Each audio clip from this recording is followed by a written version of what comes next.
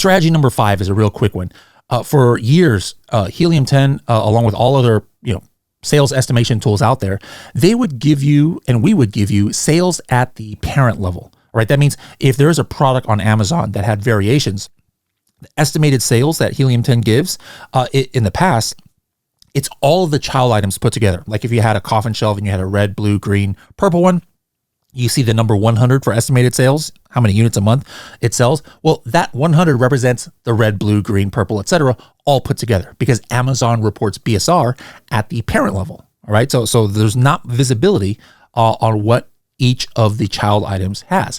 But Helium 10 now is the only tool where if on the Chrome extension, you can see sales estimates at the child level. All right. So let me show you how you can actually see that. Once you're in Helium 10, let's say you're on a page that has a lot of variations like this, queen size bed sheets. If I run X-ray,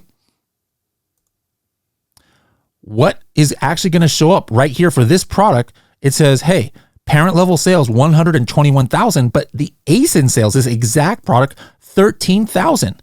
And I can go and open up all of the child items and I can see right here, I can see the exact amount that Helium 10 estimates for each of these colors and each of these sizes about what the sales are. So this is super beneficial, guys, because people who aren't using Helium 10, they're kind of blind.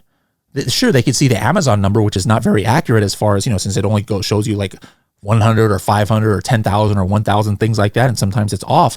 But with Helium 10, now you can actually see which child items, which colors, which sizes are selling the most and get a really close estimate as far as how many it is selling.